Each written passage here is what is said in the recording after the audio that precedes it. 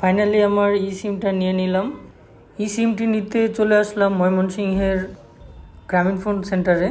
তো আজকে আমি আলোচনা করব আপনাদের সাথে কিভাবে ই সিমটা কালেক্ট করলাম, আর ই সিমটি কালেক্ট করতে আমার কত টাকা খরচ গিয়েছে এবং কি কি পেপারস দরকার পড়েছে এই বিষয়ে।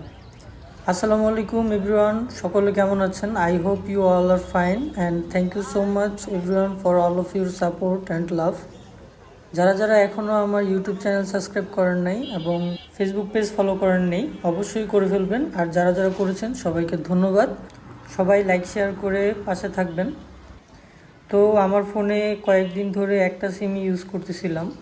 দুইটা সিম ইউজ করা যায়, বাট একটা ফিজিক্যাল সিম আর একটা ই সিম। যারা ই সিম বুঝেন না তাদের জন্য বলতেছি, ই সিম হচ্ছে অ্যাম্বেড সিম, মানে এই চিপটি আপনার ফোনের হার্ডওয়্যারে সেট করা থাকে। আপনার কোনো প্রকার সিম ঢুকানো লাগে না ফোনের ভিতরে। একটা কিওয়ার্ড দেওয়া হয়, ওই কিওয়ার্ডটা স্ক্যান করার সাথে সাথে আপনার ফোনে দেখবেন আপনার সিমটি ইনস্টল হয়ে গেছে। তো আমি চাচ্ছিলাম যে আমার যে গ্রামীণ সিমটি সেটি আমি ই সিমে ট্রান্সফার করব, কারণ আমি যে সিমটা ব্যবহার করি এটা সবাই চিনে।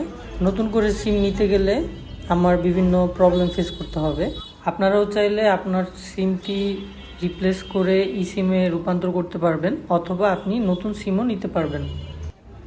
বর্তমানে সকল সিম অপারেটরই ই সিম চালু করেছে। এখন যে কোনো অপারেটর থেকেই আপনি ই সিম নিতে পারবেন, শুধু যে গ্রামীণ ফোন তা না, আপনি যে কোনো সিম থেকেই ই সিম করতে পারবেন।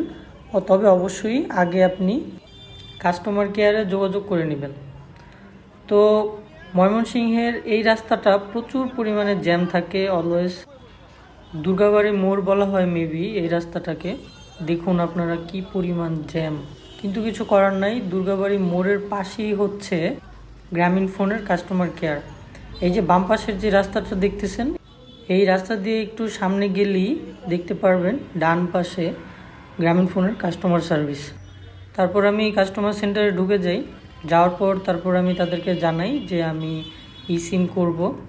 তো তারপরে অবাক করার বিষয় হচ্ছে, আমার ই সিম করতে হলে আমাকে কোনো পেপারসই নিয়ে আসতে হবে না, বা আমাকে কোনো পেপারসই দেখাতে হবে না। শুধু যেই সিমটা আমি ই সিম করব ওই সিমটা আমার নামে রেজিস্ট্রেশন থাকতে হবে, তাতেই চলবে।